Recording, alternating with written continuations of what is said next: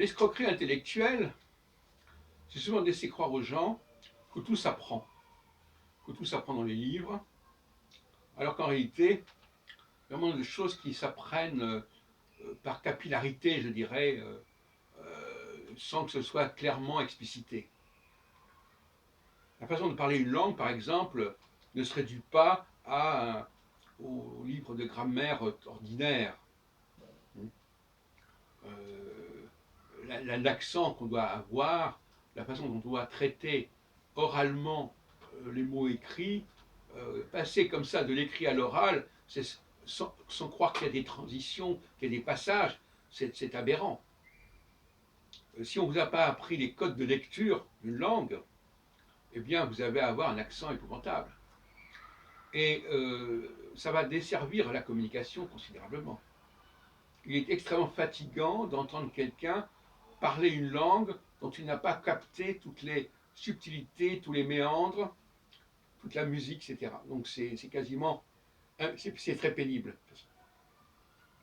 C'est pour ça que être étranger, c'est quelque chose de très difficile à dépasser quand on n'a pas baigné dans une culture pendant un certain temps, et très jeune d'ailleurs, d'une manière générale.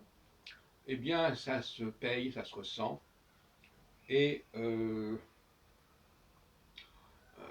c'est valable dans beaucoup de domaines en dehors de la linguistique. Hein.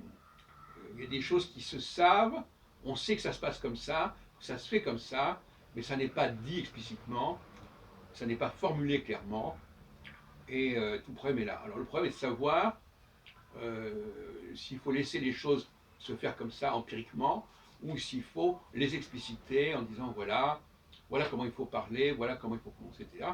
D'autant plus qu'à ce moment-là, le problème qui se pose, c'est que si on veut réellement formaliser les pratiques orales, on s'aperçoit que la pratique orale en vigueur n'est pas non plus très correcte. Donc ce sont des pratiques qui sont approximatives.